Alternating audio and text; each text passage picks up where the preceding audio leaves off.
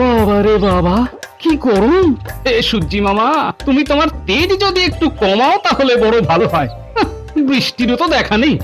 মরণ বলি, বসে আছো কেন? রাজসভাতে যাওয়া নেই?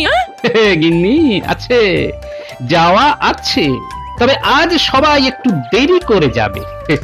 খুব গরম পড়েছে কি না? আরে বাস, গিন্নি, দেখেছো? তোমাকে তো সারা জীবন দেখে আসছি গো, নতুন করে আর কি দেখার আছে? আমাকে না, আমাকে না, নারকোল গাছে দেখো কত ডাব হয়ে রয়েছে। দেখেছি, ডাবের জল পেট ঠান্ডা করে শুনেছি, তবে কারো মাথা বিগড়লে মাথা ঠান্ডা করে না। হ্যাঁ, আমি তোমার মাথা ঠান্ডা করার কথা ভাবছি না গিন্নি। কি? শোনো, ডাব অনেক হয়েছে, কিছু ডাব পেড়ে নিয়ে যাই মহারাজের জন্য। মহারাজ ভারী খুশি হবেন। সে তো বুঝলাম, কিন্তু এত ডাব পারবে কে? তুমি বলি, বুড়ো বয়সে কি হাত পা ভেঙে শুয়ে থাকতে চাও? ওই যে এই গুলটে, ন্যাপলা, এদিকে আয় তো। এই যে, এখন আমার একটা কাজ কর দেখি। কি কাজ দাদু? ডাব পারতে হবে, বুঝলি? কিন্তু আমি ডাব নারকল কিচ্ছু খাবো না। আচ্ছা আচ্ছা, তোদের জন্য বিকেল বেলা মুড়ির মোয়া নিয়ে আসবো, কেমন?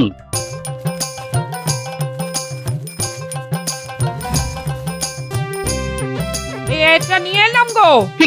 এরে বাবা, এই দাদি কি করতে এসেছো? এনে এনে ধর। ও, আমি ভাবলাম বুঝি।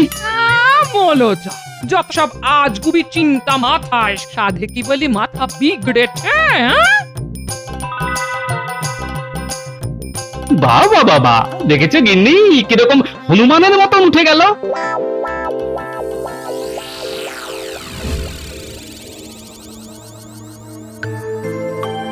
কি ব্যাপার রানী?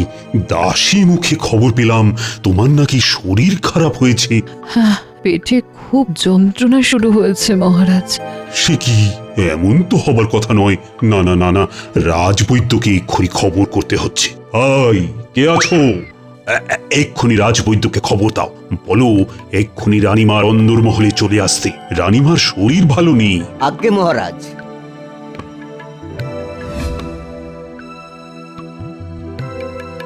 প্রণাম মহারাজ। প্রণাম রানীমা। রানীমাকে দেখুন তো। কি হয়েছে রানীমা? আপনাকে বেশ দুর্বলও দেখছি। পেটে খুব যন্ত্রণা শুরু হয়েছে। নারীর গতিও খুব কম, দুর্বলতা আছে। জিভটা একটু দেখি রানীমা। কি বুঝলে কবিরাজ?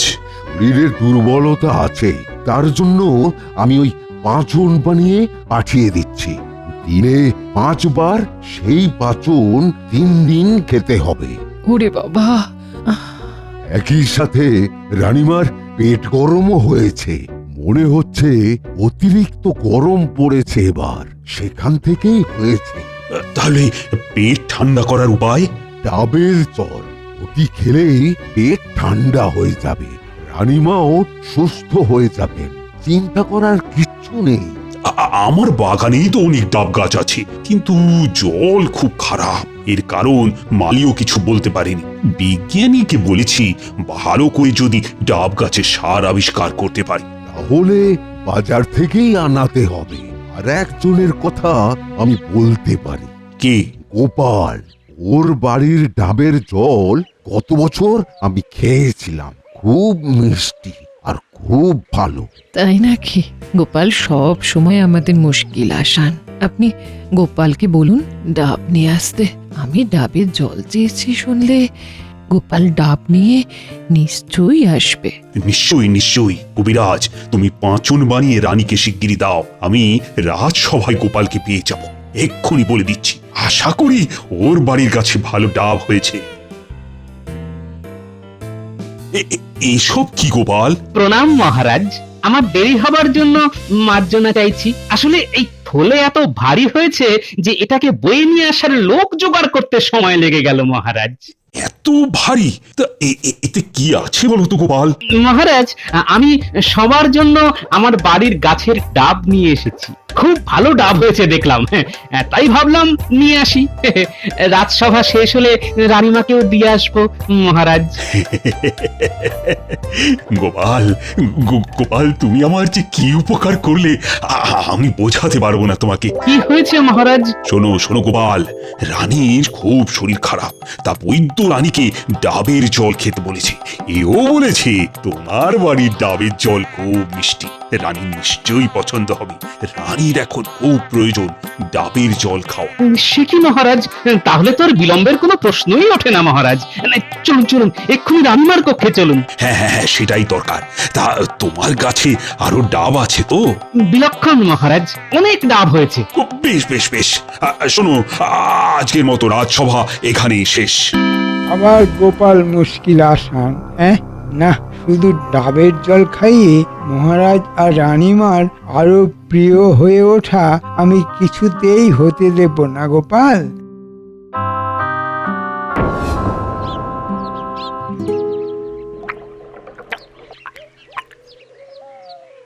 কি মিষ্টি ডাবের জল!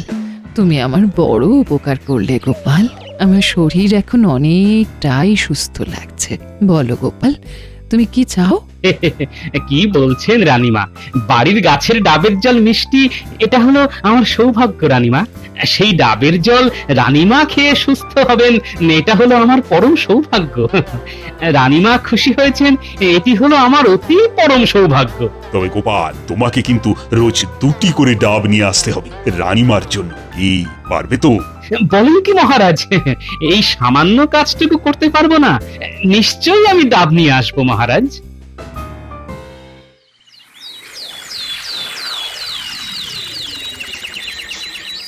গোপাল, তোমার কাছে আমি বিশেষভাবে কৃতজ্ঞ। কেন আমাকে লজ্জা দিচ্ছেন মহারাজ?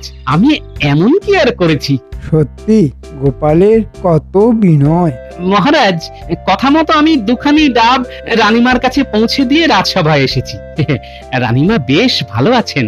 মহারাজ, রানীমাকে রোজ কি ডাবের জল খেতেই হবে? কবিরাজ, তুমি বলো। মহারাজ, ডাবের জল পেটের এবং কোষ্ঠের জন্য ভীষণ উপকারী। তাই রানীমা রোজ যদি কিছুদিন ওই ডাবের জল খেয়ে যেতে পারে, তাহলে রানীমার খুব উপকার হয়। নিশ্চয়ই নিশ্চয়ই।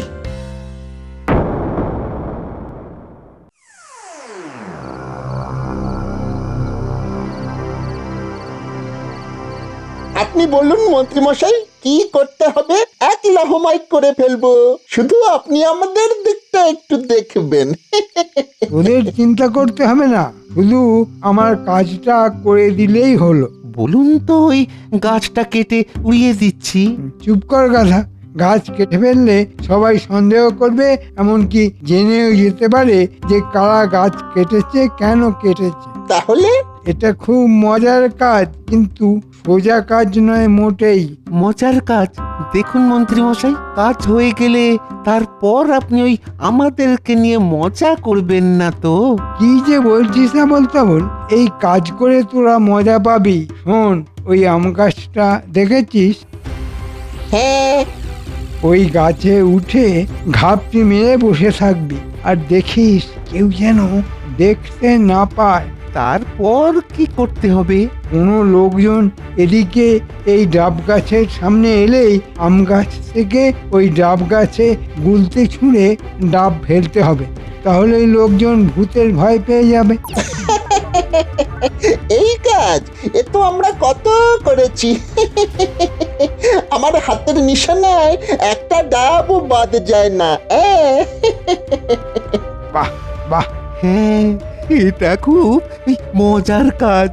সবাই ভাববে যে ডাব গাছে ভূত আছে। তাহলে কাল সকাল থেকে এই কাজে লেগে পড়। শুধু একটা কথা লক্ষ্য রাখবি, গোপাল বা ওর কোনো নাতি পুতিদের সঙ্গে এটা করবি না, তাহলে কিন্তু ওরা বুঝে যাবে। বুঝতে পারলে? হ্যাঁ, খুব বুঝেছি। তোদের সাথে পরে দেখা হবে, এখন কাজে লেগে পড়।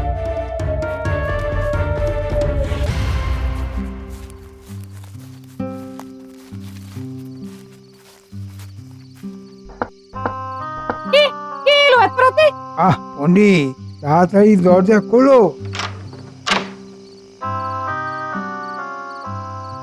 কি ব্যাপার মন্ত্রীমশাই, এত রাতে? শোনো পণ্ডিত, গোপালের ডাবের জল নিয়ে এত আদিক্ষেতা আমার বরদাস্ত হচ্ছে না। হ্যাঁ, তো আমি কি করতে পারি? অনেক কিছু, ভালো করে বোঝো। মহারাজের বাগানে ডাবের জল একেবারেই পানসে। এখন কোনোভাবে গোপালের বাড়ি থেকে ওই ডাব নিয়ে আসা যদি আটকানো যায়। তাহলে মহারাজ মন্ত্রীমশাইকে বরাদ দেবে বাজার থেকে রানীর জন্য ডাব নিয়ে আসতে? সেই ডাব আনার খরচের লভ্যাংশ তুমিও পেতে পারো, যদি আমার কথা শোনো। মানে কিভাবে? আমি কি করব? তোমাকে কাল রাজসভায় বলতে হবে গোপালের ডাব গাছে ভূত আছে। তুমি প্রমাণ পেয়েছো, কেউ ওই গাছের পাশ দিয়ে গেলে ডাব নিজে থেকে নিচে এসে পড়ছে, কারো মাথায় যখন খুশি পড়তে পারে। এটা তো বেলগাছ নয়, তাই ব্রহ্মদত্তের কথা বলা যাবে না, তবে আরো ভয়ঙ্কর কোন ভূতের কথা বলা যাবেই।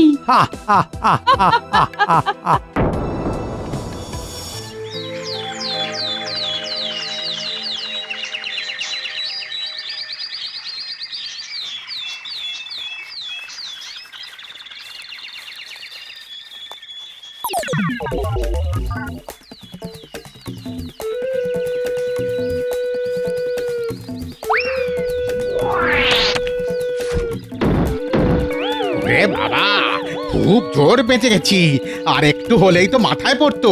চল যাওয়া যাক।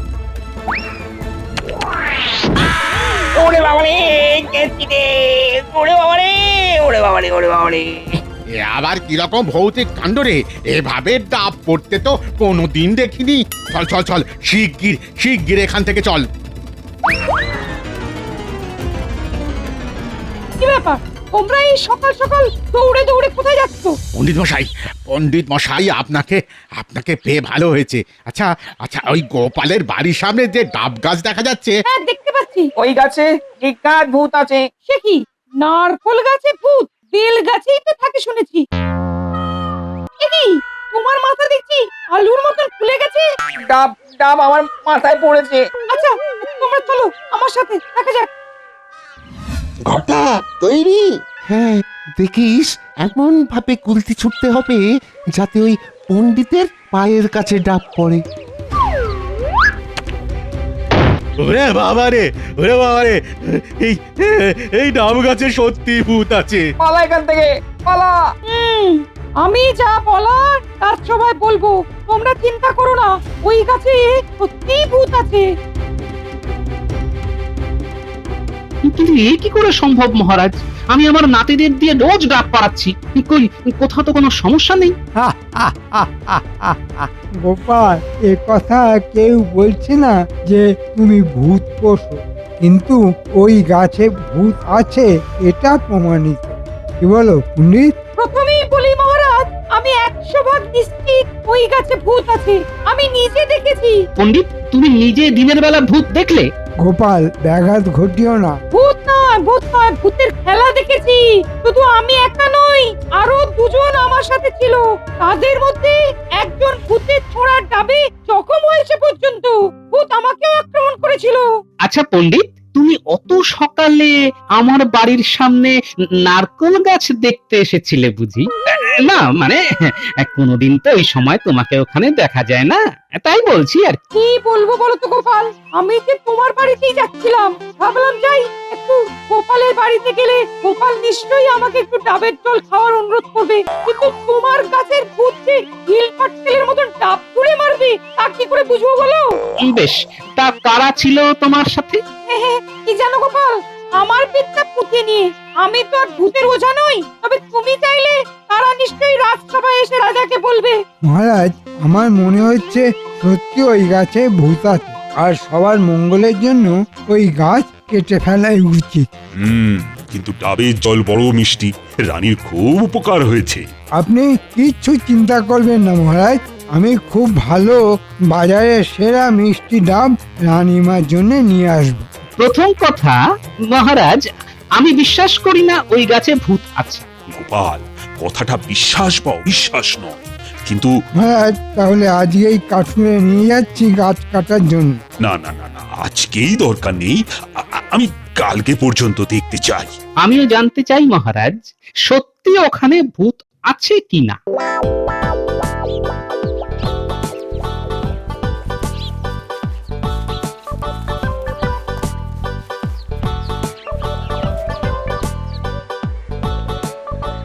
কি জানি এরকম কেন ঘুরছে? এখন তো কিছু হচ্ছে না। মনে হচ্ছে ভূতের কোনো উদ্দেশ্য আছে আমার গাছটিকে নষ্ট করা। নজর রাখতে হবে।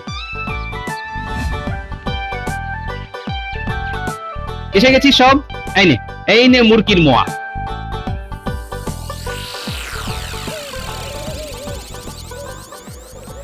একটা বড় বিপদ হয়েছে বুঝলি, আমাদের নারকোল গাছে নাকি ভূত আছে। হ্যাঁ, মা আর বাবা ওই গাছের পাশ দিয়ে আর যাচ্ছিল, হঠাৎ নাকি দুটো ডাব এসে সামনে পড়ে। আবার ফেরার সময়ও একই কাণ্ড হয়েছে। মা বাবা খুব ভয় পেয়ে গেছে। না না, কিন্তু আমি ভাবছি এতে ভয় পাবার কিছু নেই, মানে ভূতের ভয়। কিন্তু কেউ ভূত হয়ে চুপি চুপি লোকজনকে ভয় দেখাচ্ছে কিনা সেটাও দেখতে হবে বুঝলি। তাহলে আমরা একটু লক্ষ্য রাখি দূর থেকে কেউ এরকম কিছু করছে কিনা। হ্যাঁ, সবাই একটু লক্ষ্য রাখিস তো।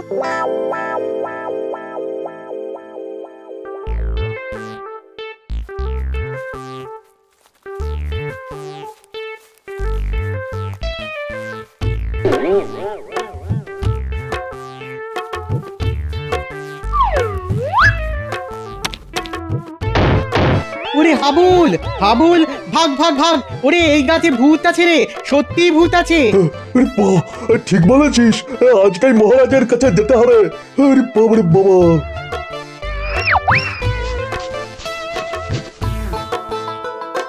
তোরা ঠিক দেখেছিস? আগো দাদু, ওই আম গাছ থেকে একটা গুলতির মতো জিনিস ছুটে যাচ্ছে আর ডাব পড়ছে। তাহলে আম গাছে ভূত আছে। হ্যাঁ, ওই ভূতকে তাড়াতে হবে। তোরা এক কাজ কর বুঝলি, অনেক ডাবের খোলা পাথর যা যা আছে সব জড়ো কর, আমি আসছি।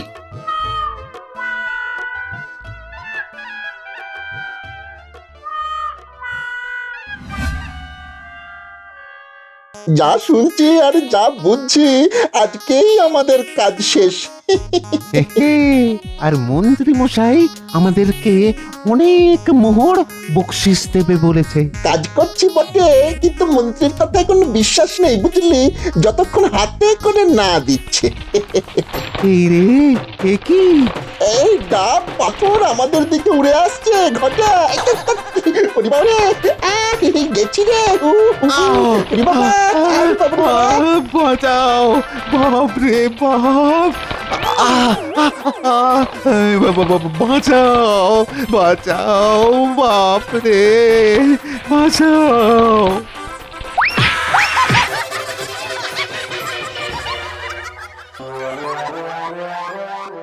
সবাই আজ সকালে ভূতের তাড়া খেয়েছে, তাই ওই নারকোল গাছ আর না কেটে তো কোনো উপায় নেই গোপাল। মহারাজ, তাহলে এখনই শুরু করা যাক। এটাই আমাদের আজকে সব থেকে বড় কাজ। গোপাল, তুমি কিছু বলবে? ভূত আমি ধরে ফেলেছি মহারাজ। মহারাজ যদি একটু কষ্ট করে আসেন তাহলে নিজের চোখেই ভূত দেখবেন। কিসব বলছো গোপাল? তুমি এভাবে মহারাজের অমূল্য সময় নষ্ট করতে পারো না। আমি সবাইকেই অনুরোধ করব ভূত দেখতে যাবার জন্য। রানীমাকেও জানিয়েছি। রানীমা ইতিমধ্যে চলেও গেছেন। সে কি? তাহলে তো যেতেই হয়। সর্বনাশ!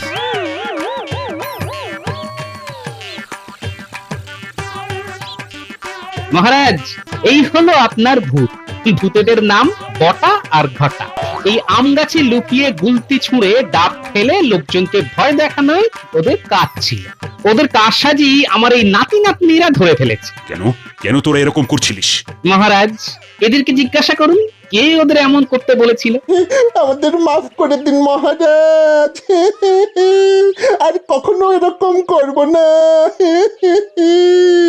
এই মন্ত্রী মশাই, আমাদের লোভ দেখিয়ে এরকম করতে বলেছিল যাতে এই গোপাল দাদার এই কাজ কাটা পড়ে। মন্ত্রী তুমি এরকম বলেছো কেন? না মহারাজ, আমি এরকম বলতে যাব কেন?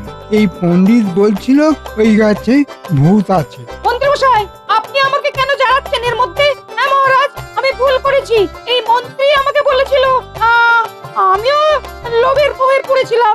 পণ্ডিত তুমি? আসলে মন্ত্রী সহ্য হচ্ছিল না যে গোপালের আনা ডাবের জল খেয়ে আপনি সুস্থ হয়েছেন। মন্ত্রী ভেবেছিল ওই গাছ কাটা হলে বাজার থেকে ডাব নিয়ে আসবে আপনার জন্য, হাতে সে কিছু কামাবে। পণ্ডিত তুমি এখান থেকে চলে যাও। 7 দিন তুমি এই রাজসভায় আসবে না, এটাই তোমার শাস্তি। আজ্ঞে মহারাজ। সমস্ত মিথ্যে কথা, সব গোপালের ষড়যন্ত্র। তাই নাকি মন্ত্রী? তা তুমি কবে থেকে মহান হলে? এখন তোমার কি শাস্তি হয় সেটাই আমি ভাবছি। মহারাজ, মন্ত্রী মশাই যখন সবাইকে ভূতের ভয় দেখিয়েছে তখন তাকেই ভূত বানালে কেমন হয়? ঠিক বলেছ গোপাল। আমার কাছে চুনও আছে আর আলকাতরাও আছে। শুভস্য শীঘ্রম নিয়ে আসা হোক। মহারাজ, এসব কি? তোমার পাপের শাস্তি মন্ত্রী। এই ডাব গাছের সামনে আগামী 1 পক্ষ তোমাকে সারা দিন ভূত সেজে দাঁড়িয়ে থাকতে হবে। ওরে বাবা, ওরে বাবা, মহারাজ, মহারাজ আমাকে ক্ষমা করে দিন, আমাকে ক্ষমা করে দিন। ক্ষমা তো করিয়েছি, না হলে তো গারদে পুড়ে রাখতাম। এই তো এসে গেছে। এই যে ছোটরা, তোমরা দারুণ কাজ করছো। এখন মন্ত্রীকে ভূত সাজাও দেখি।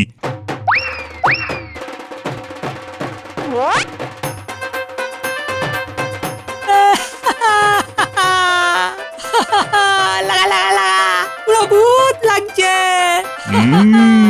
বেশ লাগছে। মহারাজ, মহারাজ আমাকে ক্ষমা করে দিন, ক্ষমা করে দিন। ওই যে ভূতের কান্নার শব্দ আসছে।